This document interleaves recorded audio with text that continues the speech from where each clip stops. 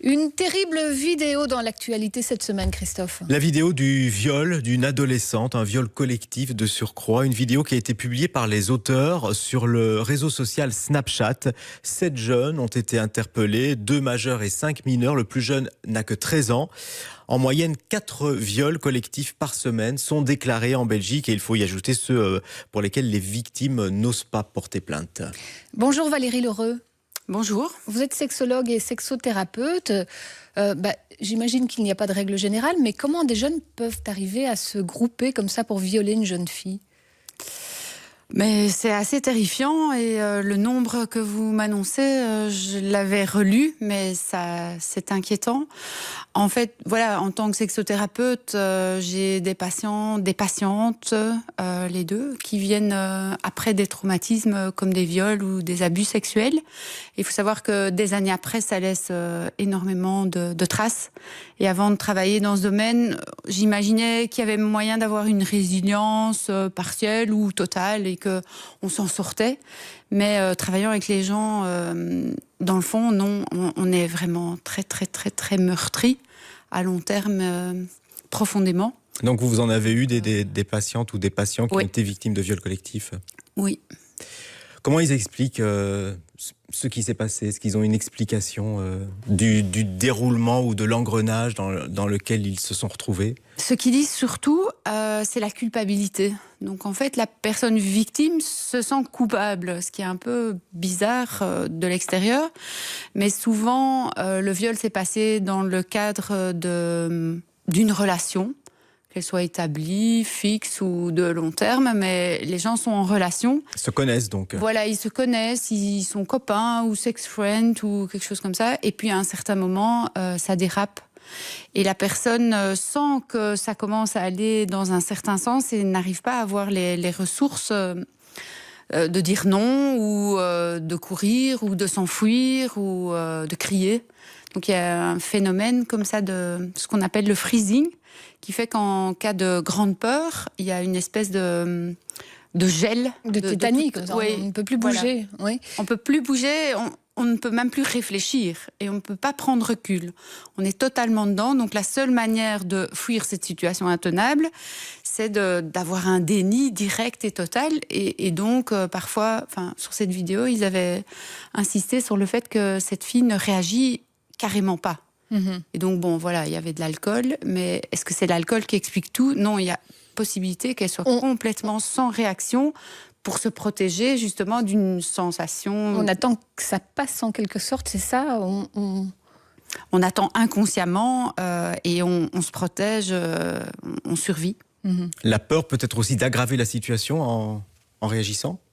De la rendre plus, y a même pas de recul. Plus violente ? Non, il n'y a même pas ce recul-là. À ces moments-là, il n'y a pas de recul. Il y a pas. C'est comme si le cerveau était déconnecté. On ne pense plus à rien. On est complètement dans cette espèce de. Il faut que je ne sente rien. Il faut que ça ne laisse pas de traces et il faut que je zappe. Ça, c'est la position de la victime et on peut la comprendre. Ce qu'on a plus de mal à comprendre, c'est la position des violeurs qui se groupent. Comment est-ce qu'on explique cet entraînement, cet effet de groupe ? Mais là, en fait, je travaille aussi en EVRAS, donc en éducation relationnelle, affective et sexuelle en secondaire. Et ce qu'on voit, c'est que la banalisation d'une sexualité même assez agressive, elle se passe de plus en plus tôt. Même fin d'école primaire, il y a pas mal d'écoles primaires qui réclament des heures d'EVRAS, des animations, que ce soit via des plannings, via d'autres groupes. Parce qu'ils voient que 6e primaire, il y a vraiment surtout des garçons qui sont perturbés par ce qu'ils ont pu voir comme image. Ça, c'est l'influence de la pornographie sur Internet auquel on a accès en 2 clics. Voilà, pornographie, mais aussi hypersexualisation. Parfois, c'est même les parents qui se lâchent ou qui expliquent des choses qui ne sont pas vraiment en cohérence avec le développement de l'enfant. Et donc, il y a à chaque fois un effet de Qu'est-ce que ça peut être, pour être concret, par exemple, des choses que les parents diraient sans faire attention parce que peut-être qu'on veut paraître naturel par rapport à ses enfants et ne pas faire de tabou. Qu'est-ce qu'il est important de ne pas dire peut-être à un enfant ? Je pense qu'il faut lui laisser sa part d'imaginaire dans ce qu'est la relation sexuelle et la possibilité de l'idéaliser aussi. Quand on a 12 ans, qu'on est en 6e primaire, voilà, on n'a pas trouvé, je prends un exemple, des sextoys à la maison à disposition, quoi, parce qu'on peut imaginer que ces objets ne correspondent pas à l'anatomie d'un petit garçon. Je pense à cet exemple-là, mais on peut fermer la porte. On peut dire que les parents ont des activités d'adultes et que ça ne concerne pas vraiment les enfants et qu'ils ne peuvent pas faire irruption à toute heure du jour et de la nuit dans un espace intime pour un couple. Je pense juste à ces exemples-là. Par le passé, les parents étaient très pudiques, il y avait beaucoup de tabous. Aujourd'hui, c'est peut-être un peu le phénomène inverse, alors? Parfois, oui, mais je pense que c'est surtout la pornographie sur Internet qui va surexciter. Et justement, j'ai une collègue, mais elle est partie au Canada, qui expliquait qu'il y avait vraiment observé des petits garçons qui sont dans leur première réaction par rapport à la pornographie. Et ils sont gênés, mais alors ils rigolent et ils en rajoutent et ils doivent le partager. Donc la première fois qu'ils voient leur image la plus choquante, ils la partagent avec leurs potes s'ils sont à côté. Il y a vraiment des petits rires nerveux, ils sont tout stressés, tout rigolos, mais ils vont pas réagir en faisant « Oh, quelle horreur !» Et alors ils vont pas voir les parents, quoi. Ils partagent ça entre eux, entre groupes de potes. C'est déjà une forme d'effet de groupe qui peut se reproduire plus tard lors d'un viol collectif où personne n'ose broncher et tout le monde fait un peu... comme les autres, parce qu'il y a une sorte de norme à ce moment-là. Comment est-ce qu'on explique ? Il faut banaliser en fait ce choc qu'on reçoit. Probablement que dans les auteurs de ce viol collectif, je ne sais pas si c'est les plus jeunes ou les plus vieux qui ont peut-être un peu plus de poids dans la tête, le fait surtout que ce soit filmé aurait dû les faire réfléchir en disant « Oh là là, ça dérape, ça va trop loin cette histoire ». Mais aucun n'a réagi, il y avait de l'alcool, donc ça désinhibe. Il n'y a pas d'empathie non plus pour la victime. À un moment aussi, on pourrait se dire, il y en a un qui pourrait dire non, stop, on ne va pas faire ça. Non, il n'y a pas d'empathie et c'est terrifiant. Ça a été étudié depuis, je vais dire, la Deuxième Guerre. Il y a eu pas mal d'études sur la banalisation du mal. Enfin, on a essayé un peu de voir comment tout un système politique peut en arriver à un génocide massif et total. Et on a vu que chacun se dit c'est un peu l'autre qui est en faute. Un autre exemple de cet effet de groupe terrible, c'est le meurtre de Valentin Vermersch, dont on a beaucoup parlé. Et on a vu beaucoup de choses aussi suite au procès sur la manière dont ces jeunes, dont les événements se sont déroulés. Qu'est-ce qu'on peut dire de ça ? Est-ce qu'on peut faire un lien aussi avec le viol collectif qu'on a vu cette semaine ? Oui, on voit qu'il y a une grande perversion.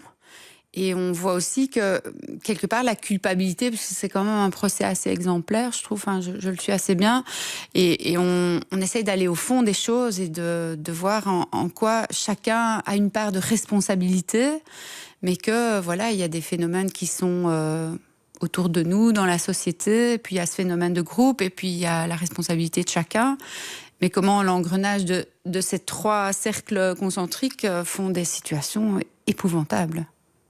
Un élément important dans ces deux affaires, c'est aussi le fait que les faits sont filmés. Dorénavant, c'est presque toujours le cas.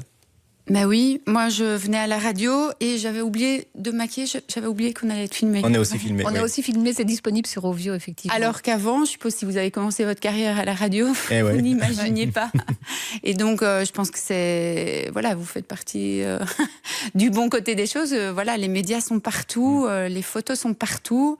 Pour l'instant, Instagram, ici c'est le réseau Snapchat, mais Instagram, il faut avoir son profil Instagram, il faut réagir, il faut être beau, il faut avoir une image de soi positive.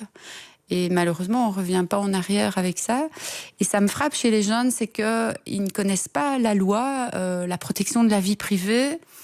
Ça leur semble très, très juridique et très flou dans le paysage. On a franchi une frontière avec justement les réseaux sociaux, Instagram, Snapchat, ces endroits où on partage sa vie, ses photos, où on se met en scène. Par rapport à cette limite de la vie privée, vous pensez, pour les jeunes ?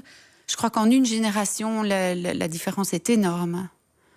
Et que les parents n'imaginent pas ce que leur adolescent peut transmettre d'eux-mêmes ou des autres. Ça peut se passer dans des classes. À l'école, les gens sont filmés, il y a beaucoup d'affaires par rapport à ça. Par rapport au harcèlement aussi. Harcèlement, oui. Les bagarres qui sont filmées dans les cours de récréation. Oui, on a vu des images. Ça aggrave le problème finalement.